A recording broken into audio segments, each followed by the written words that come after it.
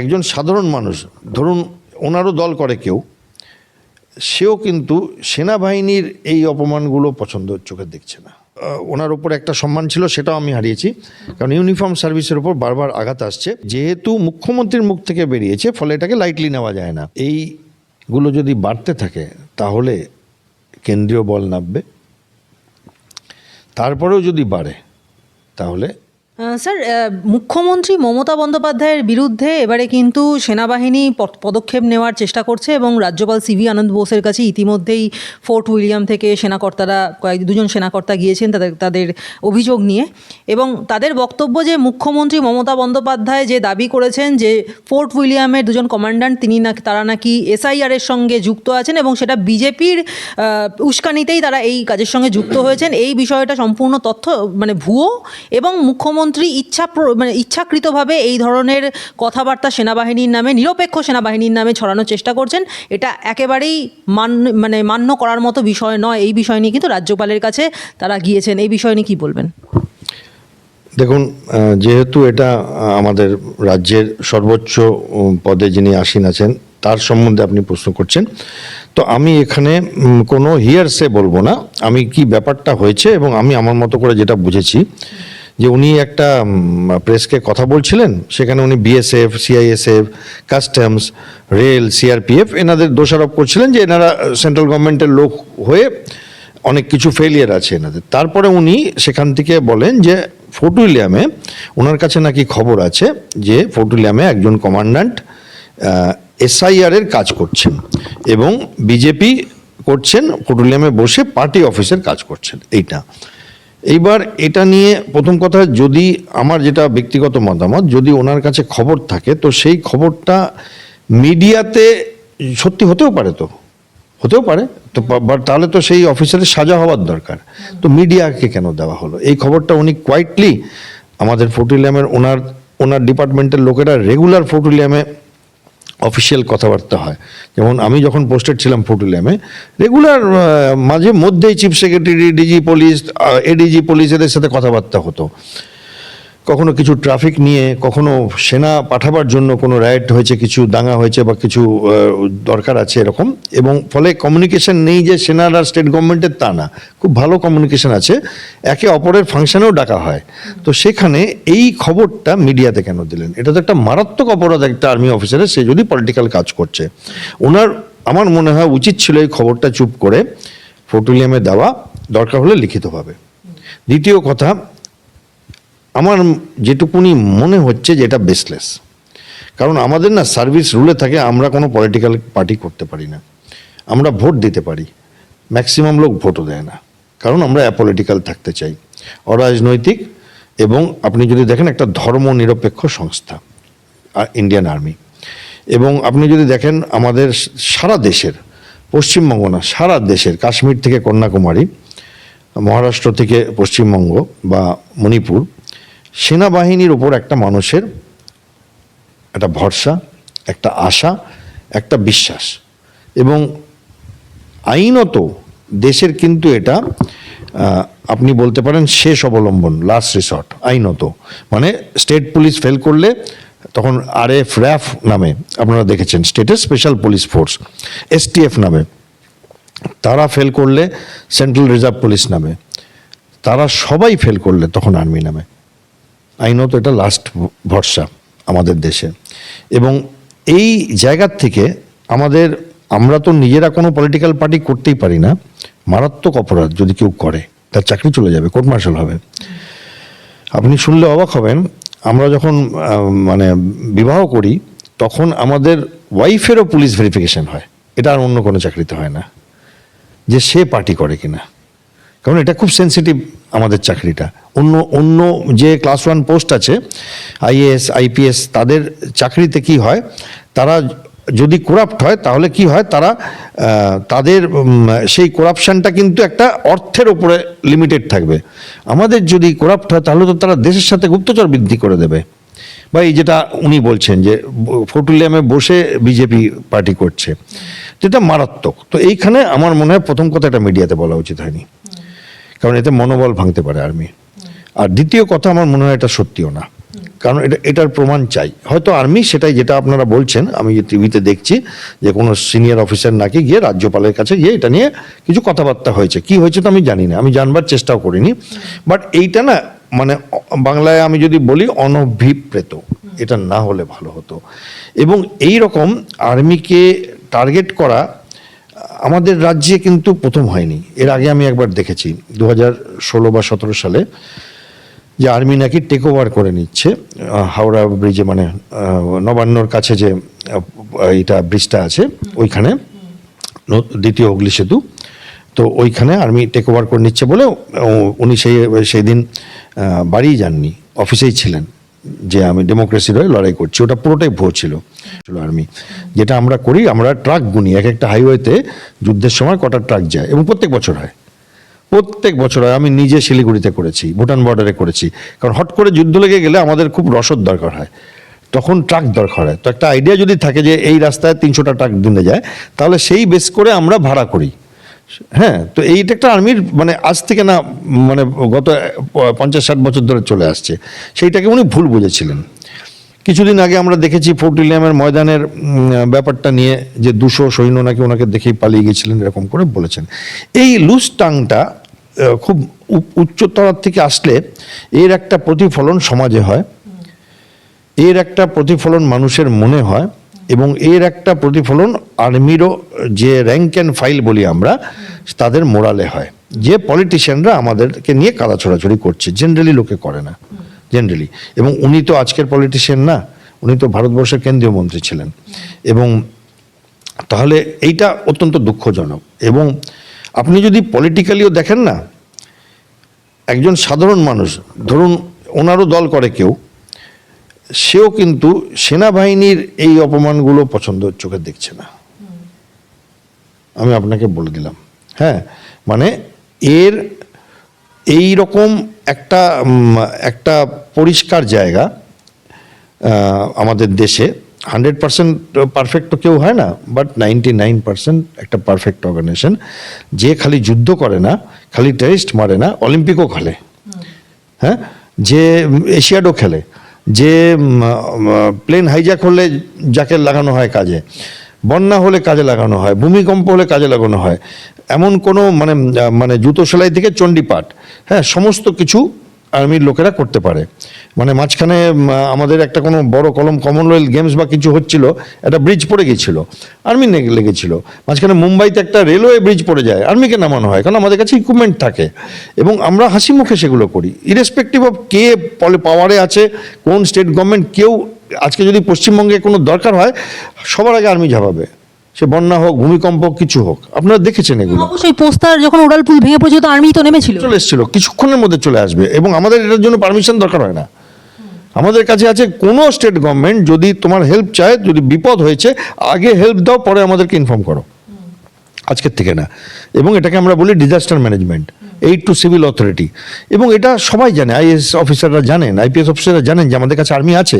আমাদের বিপদ হলে, আপনি দেখেছেন যে নর্থ বেঙ্গলে যখন বন্যা হয়, ব্রিজ ধমধম করে আর্মি বানিয়ে দেয়। তো সেইখানে এই জায়গাটায় আঘাত করলে রাজনৈতিকভাবেও কিন্তু ফল ঘুরে যেতে পারে, কারণ কেউ এইটাকে পছন্দ করে না। হ্যাঁ, একটা সংস্থা যেটার একটা অনেক বছরের একটা মানে যুদ্ধ জেতা, মানুষের মন জেতা, এবং দেশের কাছে একটা গর্বের ব্যাপার। লোকেরা মানে আমরা রাস্তাঘাটে দেখি যে আর্মি শুনলে লোকেরা খুব খুশি হয়, এসে কথা বলে দুটো।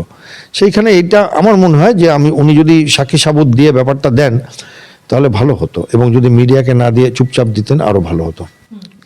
স্যার, এই যে বিষয়টা যে আপনি বললেন যে রাজ্যপালের সঙ্গে কি কথা হয়েছে, সেটা আপনার কাছে সেই ইনফরমেশন নেই, তো সেই ইনফরমেশনটা আমি আপনাকে দিই যে রাজ্যপালের কাছে যখন বিষয়টা যায়, রাজ্যপাল বলেছেন যে এই বিষয় নিয়ে তার সঙ্গে আলোচনা করা হয়েছে, এবং তাতে আশ্বস্ত করেছেন যে ব্যাপারটা তিনি খতিয়ে দেখবেন। এবং আরেকটা বিষয় যে আপনি এক্ষুনি বললেন যে মুখ্যমন্ত্রী হয়ে একটা এরকম সাংবিধানিক পদে থেকে এই জাতীয় লুজ টক করাটা মোটেই কাম্য নয়, এবং স্বাভাবিকভাবেই সেই কারণেই আর্মি তার উপর বিরক্ত হয়েছে, আর্মির অফিসাররা তাতে অত্যন্ত অসন্তুষ্ট হয়েছেন। প্রশ্নটা এইখানে যে উনি একজন রাজ্যের মানে সাংবিধানিক প্রধান, প্রশাসনিক প্রধান হয়ে তিনি এই জাতীয় কথা বলছেন, তাতে উনি লুজ টক করছেন, তাতে আর্মির লোকজন বিরক্ত হচ্ছেন। আজকে যদি একজন সাধারণ মানুষ এই জাতীয় কথা বলতো, তাহলে তো তাকে রীতিমতো মানে বিপদে পড়তে হতো, তার তো জেলও হয়ে যেতে পারতো। না দেখুন, আইনটা তো সাধারণ মানুষ আর ওনার জন্য সমান, বাট আমার মনে হয় সাধারণ মানুষ বললে না অতটা বড় হতো না। ইনি তো সাধারণ মানুষ না, সাধারণ মানুষ কি বললো লোকে বলবে এ পাগল, কিছু জানে না আর্মি সম্বন্ধে, বাট উনি তো একটা অধিকারী, মানে সর্বোচ্চ স্তরে বসে আছেন ভারতবর্ষের 10 কোটি মানুষের। উনি আমারও চিফ মিনিস্টার, তো সবার চিফ মিনিস্টার, এবং আমার ব্যক্তিগতভাবে আমার একটা ওনার ওপর একটা সম্মান ছিল, সেটাও আমি হারিয়েছি, কারণ ইউনিফর্ম সার্ভিসের উপর বারবার আঘাত আসছে। ওনারা ভাবছেন আমরা আঘাত করতে পারবো না, পলিটিক্যালি বলবো না, এবং কোথাও মনে হচ্ছে যে আর্মিকে যদি এই কাদা ছোড়াছড়ির মধ্যে টেনে নামানো যায়, ওনাদের কোথাও যেন একটা আখেরে লাভ হবে মনে হচ্ছে। এইটা ভুল, এবং এইটা করলে আমাদের দেশের ক্ষতি হবে, আর কারণ না। কারণ যদি দেশ না থাকে তাহলে আর রাজনীতি কী করবেন? মানে ভারতীয় সেনা আমাদের রাজ্যের রাজনীতির মধ্যে নাকি নাক গলাচ্ছে বা হাত দিচ্ছে, এই জাতীয় যে মানে স্টেটমেন্ট, সেটা কতটা গুরুতর হতে পারে? এবং এই যদি হয় তাহলে সেক্ষেত্রে তো এফআইআর হওয়া উচিত। হ্যাঁ দেখুন, একটা কথা করতেই পারে, আবার বলছি, যদি করে থাকে তার কোর্ট মার্শাল হওয়া উচিত, তার জেল হওয়া উচিত। যদি কোনো সার্ভিং অফিসার করে থাকে, রিটায়ার্ড অফিসার যে কোনো পার্টিতে জয়েন করতে পারে, যে কোনো লেভেলে, পঞ্চায়েত লেভেল থেকে একদম মানে পার্লামেন্ট অবধি ভোটে কন্টেস্ট করতে পারে। জেনারেল ভিকে সিং আছেন, রাঠোর আছে, রাজবর্ধন সিং রাঠোর, আরও অনেকে আছেন, অনেক গভর্নর আছে অনেক স্টেটে, তারা নমিনেটেড আর ইলেক্টেড, বহু রেপ আছে, এবং তাদের ইলেকশন, বাট সার্ভিংদের মানে যারা চাকরিরত তাদের কোনো রকমভাবে কোনো উপায় নেই পলিটিক্স করবার। সেকেন্ডলি না, কমান্ড্যান্ট কথাটা ব্যবহার করেছেন, আর্মিতে কমান্ড্যান্ট বলে কোনো র্যাঙ্ক নেই, এগুলো বিএসএফ সিআইএসএফ এর র্যাঙ্ক হয়। আর্মিতে কর্নেল হয়, লেফটেন্যান্ট কর্নেল হয়। উনি কমান্ড্যান্ট বলেছেন, হয়তো উনি মিন করেছেন কর্নেল, আমি জানি না, বাট মনে হয় যদি উনি সাক্ষী সাবুতগুলো দিতেন এবং চুপচাপ করতেন, ব্যাপারটা ভালো হতো। এটা আমি ব্যক্তিগতভাবে এবং আমার বন্ধু বান্ধব যারা সৈন্য তাদের সাথেও দেখেছি কথা বলে, এবং সাধারণ মানুষ কেউই এটাকে ভালোভাবে নিচ্ছে না, যে এই একটা অর্গানাইজেশন যেটাকে সবাই ভালোবাসে দেশে ধর্মের ওপরে। আমার যেমন নিজের regiment Jammu Kashmir light infantry, আমার 50% মুসলিম আর কিছু শিখ আর বাকিটা হিন্দু। এবার আমরা কোনোদিন ধর্মটাকে ধর্ম পালন করতাম, সব ধর্ম, হ্যাঁ, আর সেখানে এইখানে একটা টেন্ডেন্সি দেখছি যে কোথাও আর কি একটা ঘেঁটে দেওয়া এই সুন্দর অর্গানাইজেশনটাকে, সেইটা আমার মনে হয় সুদূর প্রসারী ফল খারাপ হবে, দেশের জন্য ক্ষতিকারক হবে। সেনাবাহিনী যখন আপত্তি জানিয়েছে, বিষয়টা যখন গভর্নরের কাজ পর্যন্ত চলে গেছে, তার মানে তো এটা ধরে নিতে হবে যে মুখ্যমন্ত্রী নিজের সীমা লঙ্ঘন করেছেন। দেখুন, এই সীমাগুলো না কোথাও টানা নেই, এগুলো তো লিখিত সীমা না। উনি তো কোনো পার্লামেন্টারি শব্দ ব্যবহার করেননি, এবং উনি তো বলেছেন আমি রিকোয়েস্ট করব, এটা আপনারা করবেন না। তো এটা একটা কালিমা লিপ্ত বলতে পারেন, কোনো ক্রিমিনাল কেস হয়নি। দ্বিতীয় কথা হচ্ছে যে যেহেতু মুখ্যমন্ত্রীর মুখ থেকে বেরিয়েছে, ফলে এটাকে লাইটলি নেওয়া যায় না। এবার সেনা অফিসাররা কতটা গিয়ে প্রতিবাদ করেছেন আমি ঠিক জানি না, করলে ভালো, বাট আমি ওভারঅল পার্সপেক্টিভে বলছি, একজন দেশের নাগরিক হিসাবে এবং একজন সেনাবাহিনীর বড় পোস্টে ছিলাম সেই হিসাবে, যে এইটা না হলে ভালো হতো।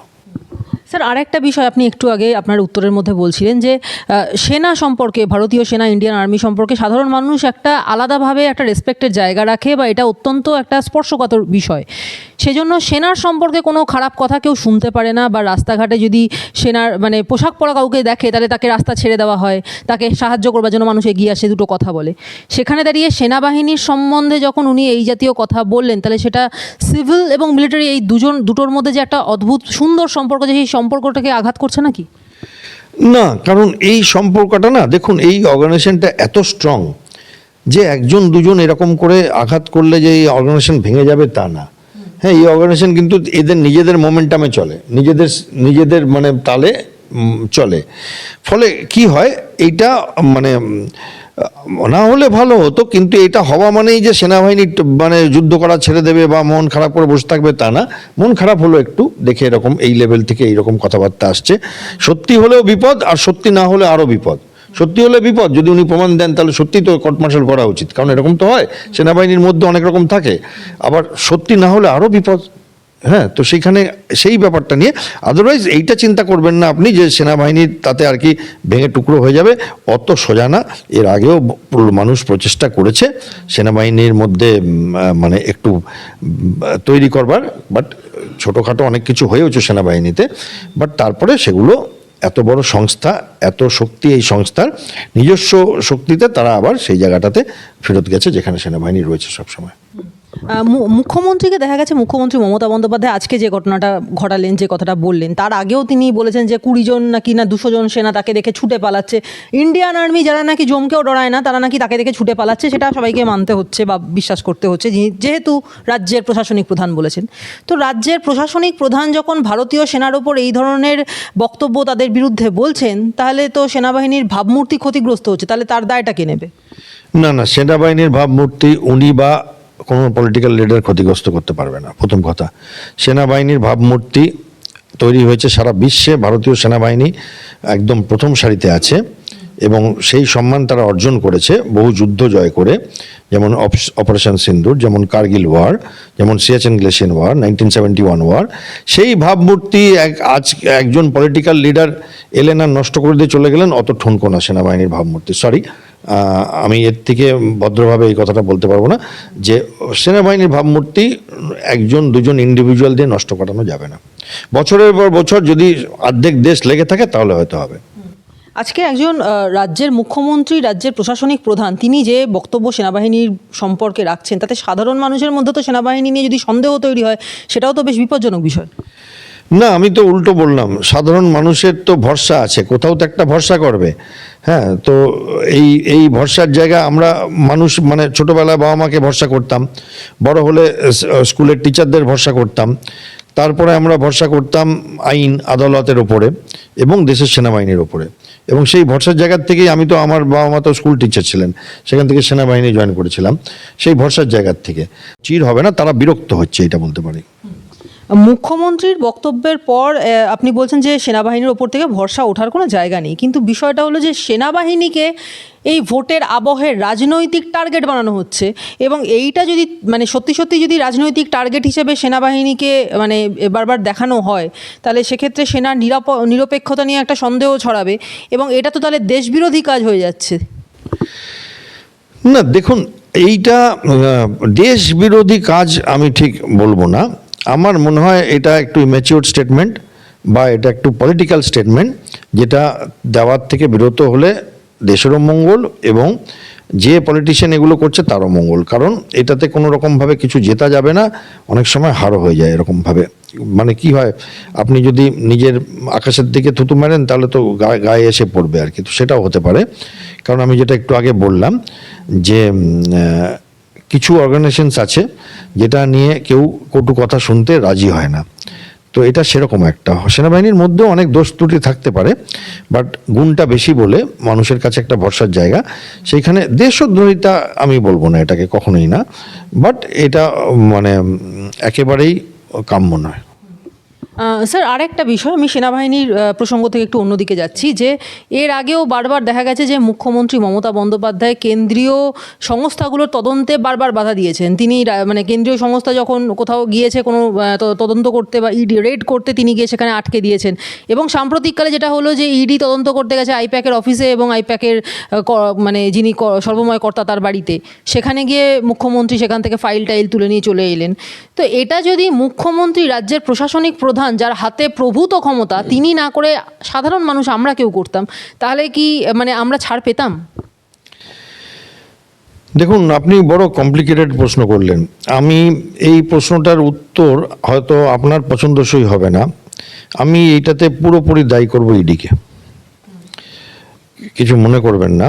কারণ এর আগে আমরা দেখেছি আমাদের রাজ্যে এরকম হয়েছে যে কোনো একটি কেন্দ্রীয় সংস্থা কোথাও গেছিল কিছু ডকুমেন্টস নিতে এবং সেখানে পলিটিক্যাল ইন্টারফারেন্স হয়েছে। সেইখানে এটা তো রিপিট, তার মাঝখানে আরেকটা কেসও হয়েছিল যেখানে আমরা দেখেছি ধর্না। তো সেখানে এটা তো মানে থার্ড টাইম। সেখানে আমার মনে হয় ইডি ইল প্রিপেয়ার্ড ছিল, এবং আমার মনে হয় যে ওখানে যেটা আমি দেখেছি টিভিতে আর কি, যে মহিলা পুলিশও ছিল না। এবং আপনি একটি কেন্দ্রীয় সংস্থা, কেন্দ্রীয় সমস্ত অধিকার আপনার কাছে আছে, সেগুলো ব্যবহার না করে আপনি যদি আপনাদের প্রমাণ ভিত্তি কারো হাতে তুলে দেন, সেটা আপনার উইকনেস, যে নিয়েছে তার না। ঠিক আছে, আমি স্পষ্ট কথা বলছি, আমি এখানে সম্পূর্ণরূপে ইডিকে দায়ী করব। এই আর 3 মাস মতো বাকি ইলেকশনের, তার আগেই দেখা যাচ্ছে যে বেলডাঙ্গা বা মুর্শিদাবাদের মতো যে সমস্ত বর্ডার এরিয়াগুলো আছে সেগুলো অশান্ত হয়ে উঠছে। বেলডাঙ্গার যে ঘটনা ঘটলো তাতে একটা স্বতঃপ্রণোদিত মামলা করা হয়েছে কলকাতা হাইকোর্টে, এবং সেই মামলাতে কিন্তু হাইকোর্ট থেকে এই নির্দেশ গেছে মৌখিকভাবে যদিও, যে সেখানে কেন্দ্রীয় বাহিনী নামানো হতে পারে, মৌখিক নির্দেশ দেওয়া হয়েছে। তাহলে কি এটা মনে করতে হবে যে আস্তে আস্তে এই বর্ডার এরিয়াগুলো, বেলডাঙ্গা বা মুর্শিদাবাদের মতো এরিয়াগুলো আমাদের হাতের বাইরে চলে যাচ্ছে? না, হাতের বাইরে যাচ্ছে না, ভায়োলেন্স হচ্ছে। এবং মুর্শিদাবাদে পর আপনি যদি দেখেন গত 2-2.5 বছরে অনেকগুলো জায়গায়, খালি বেলডাঙ্গা না, আপনি এক এক করে দেখুন, জাঙ্গিপুর, তারপরে আপনি দেখুন সুতি, শামশেরগঞ্জ, যেখানে এই হরগোবিন্দ দাসের বাবা ছেলেকে মেরে দেওয়া হলো আর কি, ধুলিয়া, তারপরে আপনি যদি দেখেন রঘুনাথগঞ্জ আর বেলডাঙ্গা আরও আছে। এইখানে একটা টেন্ডেন্সি দেখা যাচ্ছে আগুন জ্বালিয়ে দেওয়ার, রাস্তা অবরোধ করবার এবং পিটিয়ে মারবার। এই টেন্ডেন্সিটা হয়তো পলিটিক্যালি কিছু মানুষ করছে, এটাকে মবক্রেসি বলে আমাদের ভাষায়। এবং একটা সময় এইগুলো যদি বাড়তে থাকে তাহলে কেন্দ্রীয় বল নামবে, তারপরেও যদি বাড়ে তাহলে আর্মি নামবে। আমি আপনাকে বিগ পিকচারটা দেওয়ার চেষ্টা করছি। এখন যেগুলো হচ্ছে, কিছু থার্ড রেট গুন্ডা একত্রিত হয়ে হুঙ্কার দিয়ে মানুষকে ভয় দেখাচ্ছে, তাদের কিছু লোকাল পলিটিশিয়ানদের প্রশ্রয় আছে, এবং অনেক সময় দেখেছি যে আমাদের অ্যাডমিনিস্ট্রেশন, স্টেট অ্যাডমিনিস্ট্রেশনেরও একটা বলতে পারেন অন্যদিকে তাকিয়ে থাকার প্রবণতা আছে। আমি নিজে দেখেছি টিভিতে, অ্যাকশন নিয়েছে বাট পরে বেলেডাঙ্গাতে, এবং সেইখানে এইগুলো কোনো এখন অবধি সেই জায়গায় পৌঁছায়নি যেখানে সর্বোচ্চ শক্তি দেওয়া হবে। কারণ আমি সেই সব স্টেটের কথা বলছি, যেমন ধরুন কাশ্মীর, 97% মুসলিম, পাকিস্তান বর্ডার আছে, এবং যারা এই সব কাজগুলো করে ওখানে, তারা সবাই AK-47 বা তার থেকেও উন্নত মানের অস্ত্র নিয়ে করে। এরা তো কিছু দা কাটারি আর কিছু দেশলাই বাক্স নিয়ে এসছে, ঠান্ডা করে দিয়েছে ইন্ডিয়ান আর্মি। ঠিক আছে, তো ফলে এদের আইডিয়াই নেই যে কি হবে। তাহলে এরা ভাবছে যে কোনো ক্রাইম করলে সেই ক্রাইম থেকে পার পাওয়া যাবে। হ্যাঁ, সাময়িকভাবে পার পাওয়া যেতে পারে, বাট যদি সেনাবাহিনী নামে তাহলে কয়েক মাসের মধ্যে তারা আশা, মানে তাদের মনের মধ্যে এমন একটা ভাব আসবে, যদি না করতাম তাহলে জীবনটা অনেক ভালো ছিল। কন্ট্রোলের বাইরে কিছুই যায়নি, এখনো তো কিছু হয়নি কন্ট্রোলের বাইরে যাওয়ার মতো। এখন আর্মির এটা স্টেট গভর্নমেন্ট লেভেলে এখন ঠিক করে দিতে পারে এই টেন্ডেন্সিটা, প্রবণতাটা। কারণ এটা ভুল ধারণা যে কোনো সমষ্টি যদি একসাথে থেকে বিশালভাবে কিছু করতে যায় এবং পার পেয়ে যাবে, সরি, এটা ভুল ধারণা। এটা বাংলাদেশ না, এটা নেপালও না, এটা ভারতবর্ষ। অনেক রাজ্যে অনেক লোক চেষ্টা করেছে, কিছুদিন তারা পার পেয়ে গেছে, তারপরে তারা সব গর্তে ঢুকে গেছে।